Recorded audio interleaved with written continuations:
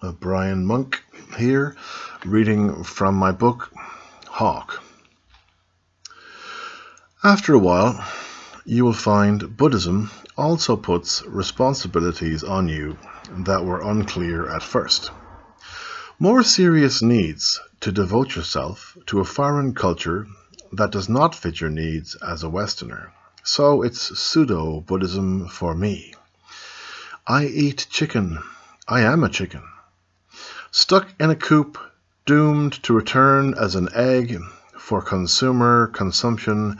After all, that is the goal of communal efforts, to ease the burden of the ignorant and make life easier, isn't it?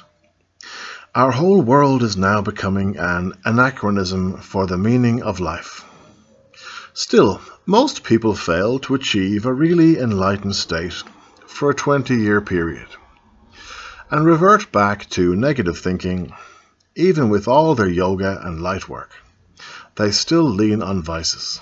Coffee, hashish, sex, grass to get high on, sex for de-stressing, either alone, the lonely hermit, the path of the solitary hermit. That's for the ladies. Coffee, etc. Chocolate for de-stressing, either alone or with a partner. Becoming a Buddhist isn't so easy.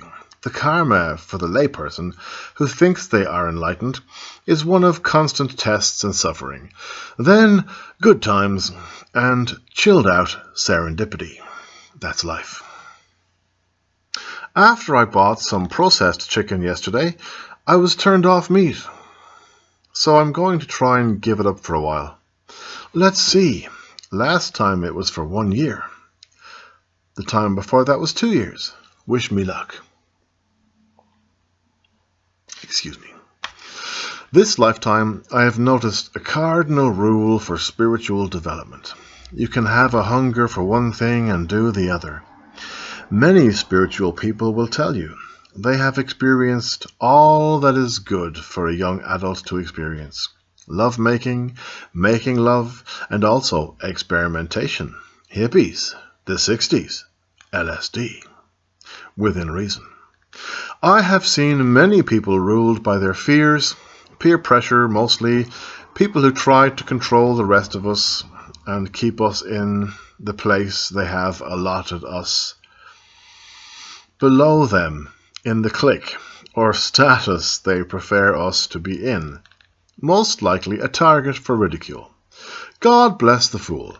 Now, if you're thinking as to why your life hasn't been experimentational as regards sexual exploits, it may be because your role is as a spiritual being, not as a scapegoat. After all, most of the people I know who are ruled by sex never stop talking about it.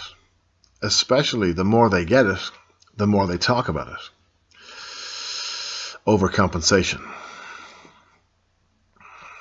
Now, ruled by sex have hang-ups about it and lead lives that remove them from spiritual or compassionate existence, even though they feign to pertain to be spiritual beings. If you find yourself thinking why you cannot still find exciting and physically beautiful people to sleep with, it's because you're meant to rise above sex. If you fail to see the message or omens, you will end up taking whatever's on offer as a substitute or as an attempt to chase the dragon. Sloppy seconds. Sloppy seconds. Sloppy seconds. The Buddha, I'm sure, had the most beautiful of lovers and the most disgusting, repugnant, and vile. Remember, he experimented.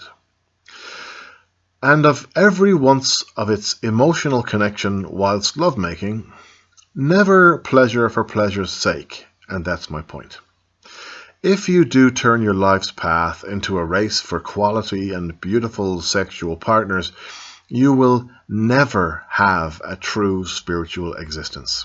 Most likely, there's only one path to enlightenment, that of suffering. Why? because we follow the law of animals, only stopping to do something when we find pain instead of pleasure. Or we are banished by people for not being good enough. If you found shallowness in life, congratulations. It will be your main objective to continue with it for the rest of your life. Even after impotence, baldness, overweight, disease, ugliness has finally discouraged even the most desperate of lowly, dog-light potential sexual partners from connecting to you. Sex is the hardest thing in the world to master because the hormones and chemicals it produces in the body overwhelm the senses and decapitate the mind itself. Exciting stuff, eh? It's great to be young. Brian Monk, signing off.